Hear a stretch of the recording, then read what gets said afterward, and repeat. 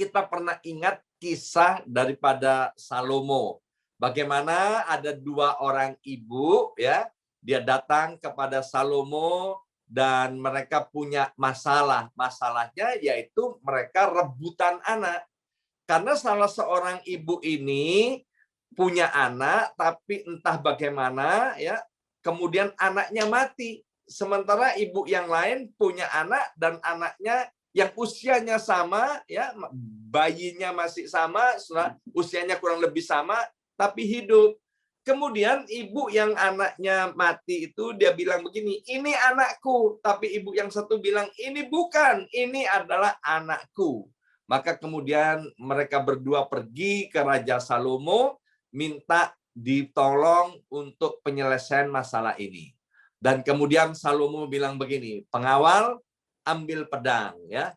Kalau begitu kita belah anak ini menjadi dua. Jadi yang separuh nanti kasihkan ibu satunya, yang separuh lagi berikan kepada ibu yang lainnya. Salah seorang ibu bilang begini, ya kan? Oh, no. Jangan kalau begitu, sudah berikan saja anak ini kepada ibu itu. Sudah jangan dibelah anak ini. Dan Salomo bilang begini, oh, kalau gitu saya tahu siapa pemilik bayi ini. Karena ibu yang satunya bilang begini, benar Raja, engkau memang berhikmat, luar biasa. Silakan anak ini dibelah dua, ya kan? Salomo bilang, bahwa ibu yang bilang anaknya silakan dibelah dua, berarti itu bukan pemilik anaknya. Tapi ibu yang bilang begini, jangan dibelah, tapi anaknya berikan kepada ibu yang satunya itu adalah ibu yang asli pemilik dari bayi itu. Itu namanya hikmat. Kalau bicara soal hikmat, itu ternyata ada dua macam hikmat. Ya, ada dua macam hikmat. Kita sudah belajar dari kitab Yakobus pasal yang ketiga ayat 14 sampai 17, ya. Jadi di dunia ini ada dua macam hikmat. Yang satu hikmat dari Tuhan, yang kedua hikmat dari dunia. Alkitab bilang begini, dari buahnya kita akan tahu pohonnya. Kalau jelas-jelas buahnya itu apel, ya. Kalau ada orang yang ngotot bilang begini, ini bukan pohon apel, tapi ini pohon pisang. Ngotot bagaimanapun, ya. Dari buahnya kita bilang bukan, ini dari buahnya. Ini adalah pohon apel, bukan pohon pisang. Kamu mau ngotot bilang ini pohon pisang, tapi yang jelas ini adalah pohon apel. Jadi kalau ada orang berkata ini hikmat Tuhan atau ini hikmat dunia, harus dilihat dari buahnya. Nah, Alkitab mengatakan kalau hikmat itu dari dunia, ya, sekali lagi hikmat itu dari dunia, maka hikmat itu idenya dari setan-setan. Itu Alkitab loh, bukan saya ngarang-ngarang, ya. Nanti Bapak Ibu bisa lihat lagi di dalam kitab Yakobus pasal 3 ayat 14 sampai 17, ya. Bisa lihat, dibaca ulang. Jadi hikmat dari dunia itu idenya dari setan-setan, dan kita tahu setan itu datang untuk mencuri, membunuh dan membinasakan. Bahkan di dalam kitab Yakobus pasal 3 dikatakan bahwa hikmat dari dunia itu dari nafsu manusia.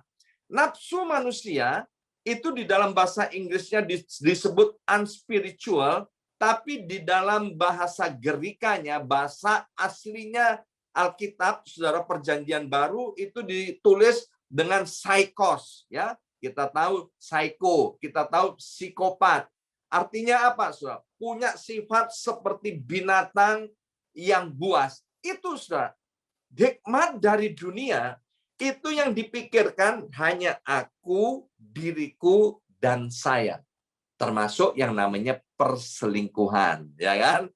Perselingkuhan itu juga hikmat dari dunia, ya. Ada pasangan-pasangan muda ketika bertengkar, maka kemudian dia bilang begini, mumpung kita masih muda, ya kan? Udah jangan lama-lama, kita cerai aja, mumpung masih bisa kawin lagi. Nah, ini ide ini hikmat dari Tuhan atau dari dunia? Jelas-jelas, saudara. Hikmat yang dari Tuhan itu mengatakan itu murni. Murni artinya sesuai dengan firman Tuhan. Jadi perceraian itu jelas-jelas hikmat dari dunia. Ujung-ujungnya itu akan membawa kepada kehancuran. Maka itu Bapak Ibu sekalian, kalau kita ada di dalam Tuhan, mari kita terus dekat kepada Tuhan. Jangan sekali-kali kita kompromi. Salomo, orang yang begitu hebat itu, dianugerahi oleh Tuhan hikmat daripada Tuhan. Maaf saudara, bisa salah loh dia. Dia juga kemudian mempraktekkan hikmat dari dunia. Dia memperistri, dia punya gunde-gunde orang-orang yang penyembah berhala. Itulah yang menyebabkan Salomo kemudian mengalami kehancuran di dalam hidupnya. Ingat, hikmat dari dunia. Hikmat dari dunia itu akan membawa kehancuran, ya. Maka itu Bapak Ibu Saudara sekalian, dilihat dari buahnya kita bisa tahu ini hikmat dari Tuhan atau hikmat dari dunia. Nah, Alkitab bilang kalau hikmat dari Tuhan itu selain murni sesuai dengan firman Tuhan, maka itu juga dikatakan pendamai. Artinya suka damai. Kalau nggak suka damai, itu bukan hikmat daripada Tuhan, saudara.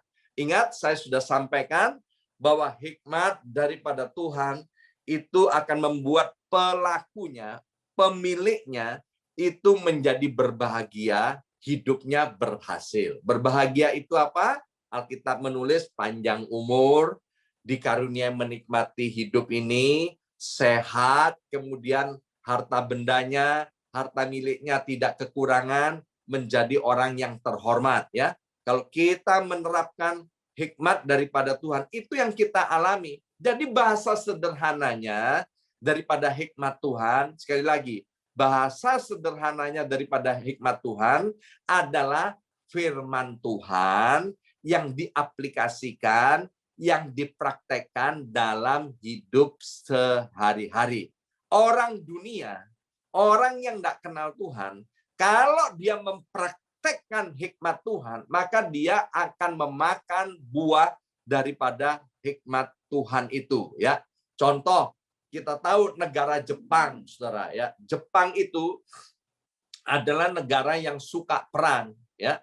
Ketika Perang Dunia yang kedua, waktu Nagasaki dan Hiroshima dibom, saudara, kalau masih ingat peristiwa tahun 1945, maka saudara, Jepang itu tobat, saudara. Itu adalah titik balik pertobatan Jepang, ya. Dia tobat dan kemudian setelah itu apa yang dikerjakan oleh Jepang ini? Jepang menghentikan untuk berperang. Dan dana-dana yang ada di pemerintahan Jepang dipergunakan bukan untuk melengkapi angkatan perangnya, tapi dana-dana yang dipakai oleh Jepang itu dipergunakan untuk pembangunan. Orang-orang Jepang bilang begini, pemerintahan Jepang bilang gini, ternyata perang itu nggak ada manfaatnya, ya. Jadi ngapain kita mau perang, ya kan? Maka itu kita lihat, karena Jepang memakai hikmat daripada Tuhan, yaitu damai, damai, damai. Akibatnya apa, saudara? Akibatnya Jepang itu majunya luar biasa. Maka itu Bapak Ibu Saudara sekalian, kalau ada percekcokan di dalam keluarga dan rumah tangga, ada percekcokan sesama saudara seiman, pakai hikmat daripada Tuhan. Damai. Amin. Damai, saling mengampuni, saling menghormati, saling mengasihi. Karena nobody's perfect. Nggak ada orang yang sempurna. Ketika kita mempraktekkan hikmat Tuhan, kita mau berdamai satu dengan yang lainnya, maka pelaku hikmat Tuhan itu yang akan mengalami kebahagiaan dan keberhasilan di dalam kehidupannya. Nah, satu kali ini Bapak Ibu sekalian, ya kan, ada seseorang, saudara, dia bilang begini, "Pastor, saya ini kena tipu, Pastor," ya kan? Loh, kena tipu apa? Iya, Pastor, uang saya 1 miliar rupiah ini kena tipu, Pastor. Terus saya tanya ini, ya kan? Rasanya kena tipu itu gimana? Aduh, Pastor, rasanya kena tipu itu sakitnya tuh di sini, sini, sini, sini, sini, katanya. Pastor pernah kena tipu. Ya, saya lupa-lupa ingat ya, pernah kena tipu atau enggak. Makanya saya tanya, gimana rasanya kena tipu? Ya, Alkitab bilang begini, Bapak Ibu sekalian. Kalau orang dengar firman dan tidak melakukan, sekali lagi, orang kalau dengar firman Tuhan dan tidak melakukan, Alkitab, maaf, bukan saya yang bilang, Alkitab bilang itu sama dengan menipu dirinya sendiri, ya. Orang lain nipu kita, kita itu sakit, ya kan? Kita itu sakit, saudara. Ditipu orang lain itu sakit, ya. Dan kita bilang orang yang nipu itu jahat. Kalau ada orang nipu dirinya sendiri, itu lebih jahat daripada penjahat, saudara. Maka itu mari, kalau kita dengar firman Tuhan, dipraktekkan. Kemudian saya tanya, gimana ceritanya kok kamu kena tipu? Begini, Pastor, ya kan? Saya ini gini, Pastor, kalau saya naruh uang 1 miliar, maka dalam waktu cepat saya ini bisa dapat 500 juta, ya kan? Hebat dong. Ini sulap ya. Bim salabim, abrakadabra, ya kan? Naruh 1 juta dalam waktu 2 bulan bisa dapat 500 juta. Jadi duitnya ngelipat berapa itu? 1,5 kali, ya kan? Terus dia bilang, oh gitu, Pastor, kalau Pastor jadi saya, ya kan? Kalau jadi saya, jadi gimana Pastor? Kalau kena tipu 1 miliar, saya tanya gini, kamu kepingin tahu atau kepingin tahu banget jawabannya? Ya kepingin tahu banget, Pastor, ya kan? Ya kan? Saya bilang, ya kan? Ini hikmat, saudara. Hikmat daripada sorga itu dikatakan tidak boleh memihak, ya. Itu di dalam kitab Yakobus. Nanti tolong please baca lagi dari Yakobus pasal 3, ya. Hikmat daripada sorga, hikmat daripada Tuhan tidak boleh memihak. Kita harus berdiri atas kebenaran, ya. Nah, Alkitab bilang begini, orang yang cinta uang, ya, otaknya mikir uang, duit, ya, itu akan jatuh ke dalam pelbagai-bagai pencobaan. Ingat, hikmat dunia itu akan membawa kepada pelakunya, pemiliknya, pemegangnya kepada kehancuran dan kebinasaan, ya. Nah, kamu ini, ya, maaf, kamu ini serakah, ya. Kamu ini tahu firman tapi tidak melakukannya. Kamu ini cinta akan uang. Jadi kamu salah. Makanya kamu salah, kamu kena tipu. Yang nipu itu salah, kamu itu salah. Yang nipu itu jahat, kamu juga, maaf, jahat. Sebab kamu tahu firman dan tidak melakukannya. Jadi gimana, Pastor? Ya lapor dong.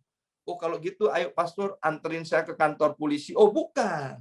Maksud saya bukan lapor ke polisi, tapi lapor kepada Tuhan.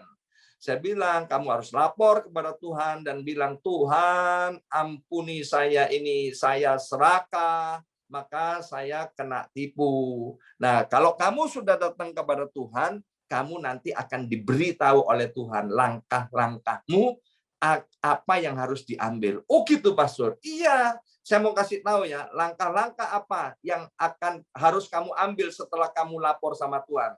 Alkitab bilang, kalau jahat jangan dibalas dengan jahat, ya kan? Itu jahat dibalas dengan jahat itu duniawi banget, saudara. Itu psycho, saudara. Binatang buas itu jahat dibalas jahat.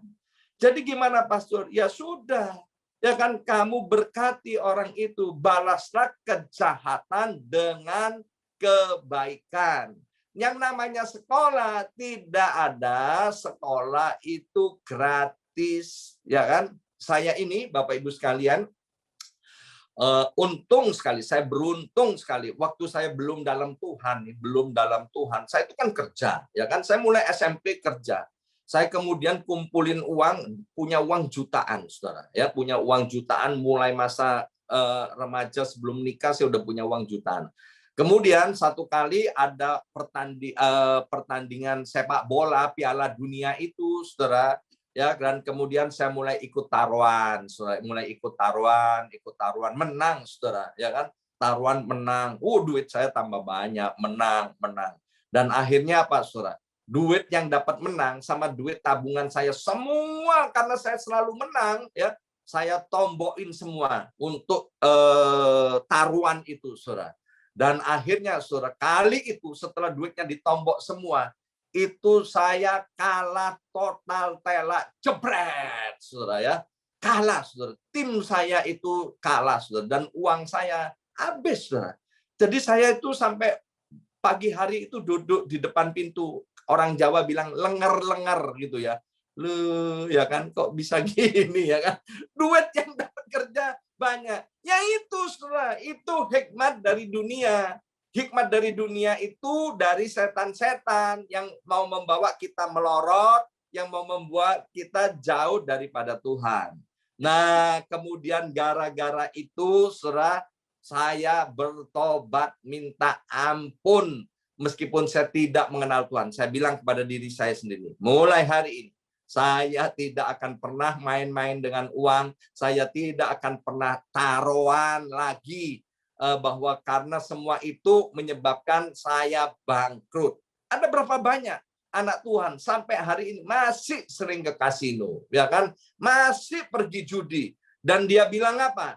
Ini hikmat dari Tuhan. Enggak, ini hikmat dari dunia. Meskipun engkau sebelum pergi ke kasino berdoa, berpuasa, Tuhan berkati, sertai aku. Enggak, ini bukan hikmat dari Tuhan. Itu hikmat dari dunia. Lihat ujung-ujungnya, ya kan? Ujung-ujungnya. Orang yang cinta akan uang, itu jelas-jelas ditulis di 1 Timotius pasal yang ke-6. Itu akan berada kepada kehancuran dan kebinasaan. Ya, nanti kita akan lanjutkan seri yang keempat atau seri yang terakhir hari Senin, Bapak Ibu sekalian. Jadi hari ini, mari Bapak Ibu sekalian kita merenungkan lagi, ya. Kalau hikmat daripada dunia atau hikmat daripada Tuhan itu dapat dibuktikan dari buahnya. Kalau buahnya itu murni, sesuai dengan firman Tuhan, itu pasti datangnya daripada Tuhan. Tapi kalau itu orientasinya hanya berpikir tentang aku, diriku, dan saya, itu hikmat pasti bukan dari Tuhan. Karena yang dipikirkan cuma untuk kepuasan diri sendiri. Itu namanya nafsu. Binatang buas itu dia raja tega. Nggak ada belas kasihan. Yang dipikirkan hanya aku, diriku, dan saya. Dan maaf sekali lagi, hikmat dari dunia, itu idenya dari setan-setan. Amin. Mari kita berdoa. Materaikan setiap benih kebenaran firman Tuhan. Ya Abba, ya Bapa, tolong kami setelah hari ini. Kami mau hati-hati dengan tindakan kami. Kami tidak mau berlindung dengan kata hikmat. Tapi kami mau benar-benar menjadi orang bijaksana yang menerapkan, melakukan firman Tuhan dalam keluarga dan rumah tangga kami, dalam berbisnis, dalam kehidupan sehari-hari, dalam pergaulan dengan masyarakat. Roh Kudus, tolong kami ini, sehingga kami benar-benar menjadi pelaku daripada kebenaran firman Tuhan. Sehingga kami memiliki hati yang murni, Tuhan, yang benar di hadapan Tuhan. Dan kami percaya ketika kami melakukan firman Tuhan, seperti Alkitab berkata, kami akan berbahagia dan perjalanan hidup kami akan Tuhan buat berhasil.